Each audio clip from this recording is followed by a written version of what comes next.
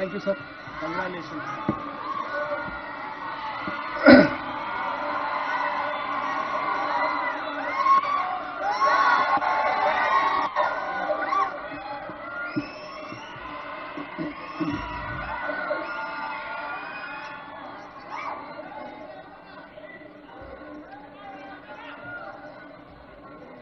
కాకా వెంకటస్వామి గారి వర్ధంతి సందర్భంగా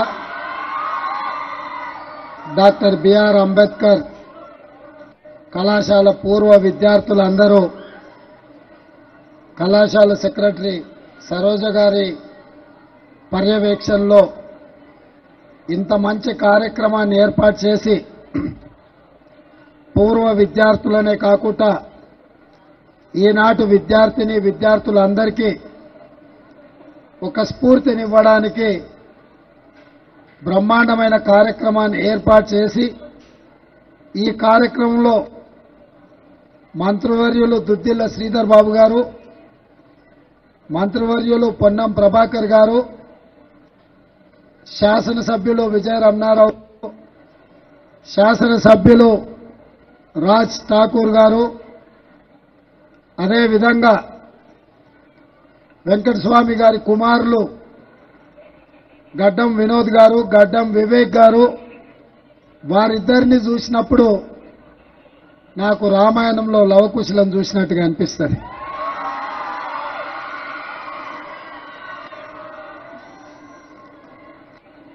వారితో పాటు వేదిక మీద మా జిల్లాలో అత్యంత క్రియాశీలక పాత్ర పోషించి రాజకీయాలలో తన యొక్క ముద్రను ఏర్పాటు చేసిన డాక్టర్ శంకర్రావు గారు, అదేవిధంగా విష్ణునాథ్ కేరళ ఎమ్మెల్యే గారు, అదేవిధంగా కేఆర్ నాగరాజ్ ఎమ్మెల్యే గారు, చాలా మంది మిత్రులు వేదికను అలంకరించారు. అదేవిధంగా విమలక్క గారు, ప్రొఫెసర్ పురుషోత్తం గారు, చాలా మంది పూర్వ విద్యార్థులు, యువమిత్రులు, వంశీ ఈ మొత్తం కార్యక్రమాన్ని పర్యవేక్షిస్తూ ఇంత మంచి కార్యక్రమాన్ని ఏర్పాటు చేసిన యాజమాన్యానికి, సిబ్బందికి మనస్ఫూర్తిగా ధన్యవాదాలు తెలియజేస్తున్నా. మిత్రులారా, ఎంత సంపాదించడమని కాదు, సమాజానికి ఎంత పంచడం అనేది బాధ్యత. ఆ సామాజిక బాధ్యతలో కాకా వెంకటస్వామి గారి కుటుంబం ముందుండి 50 సంవత్సరాలు 1973లో ప్రారంభించిన ఈ విద్యా సంస్థను 50 సంవత్సరాలు 1,50,000 మందిని నైపుణ్యం కలిగిన విద్యార్థులను తయారు చేసి ఈ దేశ నిర్మాణంలో అత్యంత క్రియాశీలక పాత్ర పోషించడం అభినందనీయం. వారి కఠోరమైన పట్టుదల, దీక్ష ఈరోజు ఈ నుంచి వాళ్ళ విద్యా సంస్థల నుంచి లాయర్లను, డాక్టర్లను, ఇంజనీర్లను, ప్రొఫెసర్లను, ఐఏఎస్లను, ఐపీఎస్లను తయారు చేసి ఈ దేశ నిర్మాణంలో వారి బాధ్యతను, సామాజిక బాధ్యతను నెరవేర్చిండ్రు. మీరందరూ యాజమాన్యానికి పెద్ద ఎత్తున చప్పట్లతో వారిని అభినందించాల్సిందిగా కోరుకుంటున్నా. ఈనాడు కార్పొరేట్ పరిశ్రమలు నడిపే వాళ్ళు ఈ సంవత్సరం 1000 కోట్లు లాభాలు ఆర్జించడం, వచ్చే సంవత్సరం 2000 కోట్లు సంపాదించడం ఎలా అని టార్గెట్ పెట్టుకుంటున్నారు. కానీ కాకా వెంకటస్వామి గారి కుటుంబం దాదాపుగా ప్రతి సంవత్సరం 3000 మంది విద్యార్థులను తయారు చేసి ఈరోజు వాళ్లకు విద్యను అందించి వాళ్ళకు అన్ని రకాలుగా అండగా నిలబడి వాళ్ళని అందరినీ కూడా ఒక ధైర్యంతో కష్టపడితే, మంచిగా చదువుకుంటే ఉజ్వల భవిష్యత్తు ఉంటుంది అని చెప్పి ఆదర్శంగా నిలబెట్టే ప్రయత్నం చేస్తున్నారు. ఈరోజు మీకు అందరికీ తెలుసు, ఢిల్లీలో ఉన్న కాంగ్రెస్ పార్టీ కార్యాలయం, కాంగ్రెస్ పార్టీ కేంద్ర కార్యాలయం కాకా వెంకటస్వామి గారి పేరు మీద ఉన్నది. ఎమర్జెన్సీ తర్వాత ఆ రోజు కాంగ్రెస్ పార్టీకి అవసరమైనప్పుడు వారు నివసిస్తున్న ఇల్లును కాంగ్రెస్ పార్టీ కేంద్ర కార్యాలయంగా ఇచ్చిండ్రు. ఈనాటికి అక్కడి నుంచే కాంగ్రెస్ పార్టీ ఈరోజు నడుస్తున్నది. మిత్రులారా, ఈడున్న విద్యార్థులకు నా సూచన, కష్టపడి చదువుకుంటే జీవితంలో నిర్దిష్టమైన లక్ష్యాన్ని పెట్టుకొని మనం ఆ దిశగా ప్రయాణం చేస్తే తప్పకుండా అనుకున్నది సాధించడానికి అవకాశం ఉంటుంది అని చెప్పి కాకా వెంకటస్వామి గారితో పాటు ఈ వేదిక మీద ఉన్న చాలా మంది ఎమ్మెల్యేలు ఏ కుటుంబ నేపథ్యం కానీ రాజకీయ నేపథ్యం గతంలో పదవులు అనుభవించిన వాళ్ళు కానీ పదవులు చేపట్టిన వాళ్ళు కానీ లేరు. నాతో సహా మా కుటుంబంలో ఎవరు నాకంటే ముందు తరంలో రాజకీయాలలో లేరు. నేను 2006లో ఇండిపెండెంట్ జడ్పీటీసీగా నించున్నప్పుడు రాజకీయ పార్టీలు నిలబడడానికి టికెట్ ఇస్తానా తీసుకోకుండా స్వయంగా ఇండిపెండెంట్ జడ్పీటీసీగా నేను నించొని ప్రజల దగ్గరికి వెళ్లి ప్రజల్లో ఉండి ప్రజల చేత ఎన్నికై నా రాజకీయ అరంగేట్రం అక్కడి నుంచి మొదలైంది. స్థానిక సంస్థల్లో పనిచేసిన, శాసన మండలిలో పనిచేసిన, శాసనసభలో పనిచేసిన, లోక్సభలో పనిచేసిన, అంటే ఈ దేశంలో ఉన్న ప్రజాప్రతినిధులు ఎన్నిక కాబడే అన్ని సంస్థలల్లో అన్ని ప్లాట్ఫామ్లో పనిచేసిన ఈరోజు మీరందరూ ఆదరించి అభిమానించి మీరు గుండెల్లో పెట్టి చూసుకొని భుజాల మీద మోసింది కాబట్టే ఇంత గొప్ప తెలంగాణకి ఈరోజు ముఖ్యమంత్రిగా మీ ముందు నించున్నా అంటే 4 కోట్ల తెలంగాణ ప్రజల యొక్క ఆశీర్వాదం, 30 లక్షల మంది నిరుద్యోగ యువకుల యొక్క పోరాటమే ఈరోజు కాంగ్రెస్ పార్టీ అధికారంలోకి రావడము, నేను ముఖ్యమంత్రి కావడం అని చెప్పి నేను సవినయంగా తెలియజేస్తున్నా.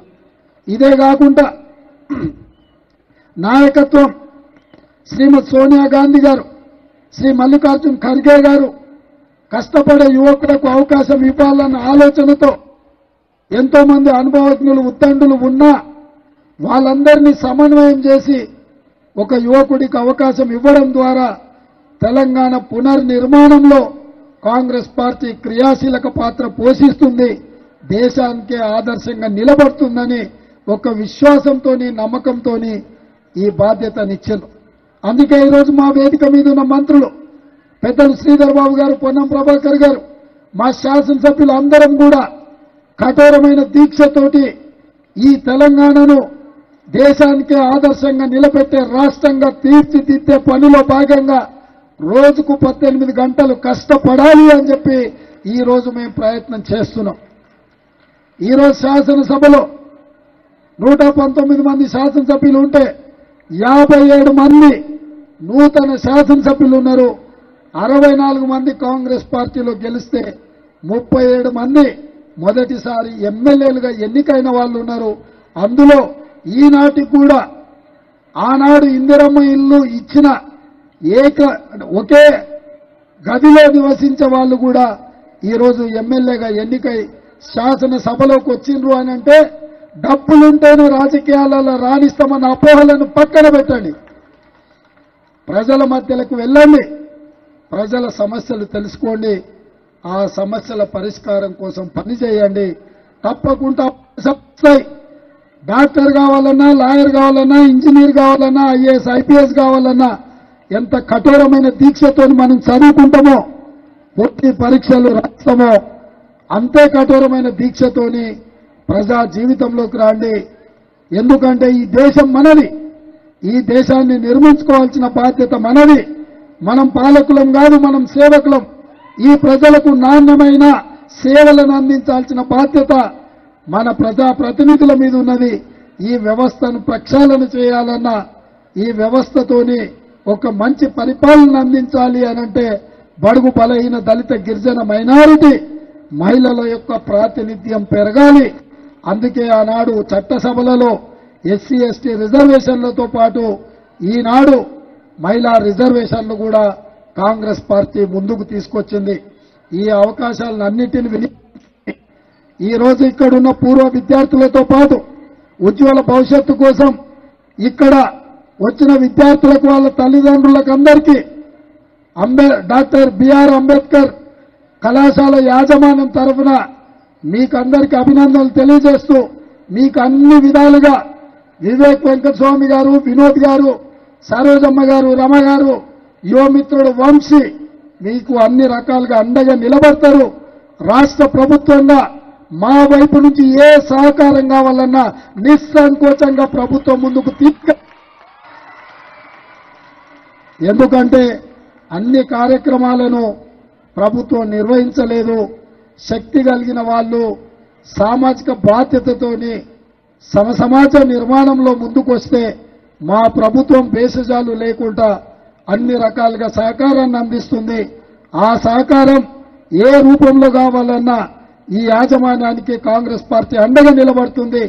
దేశంలో గాంధీ కుటుంబం కాంగ్రెస్ పార్టీకి ఎట్లా ఆదర్శమో తెలంగాణ రాష్ట్రంలో కాకా వెంకటస్వామి గారి కుటుంబం కూడా ఈ కాంగ్రెస్ పార్టీకి అండగా ఉంటుంది, అండగా ఉండాలి.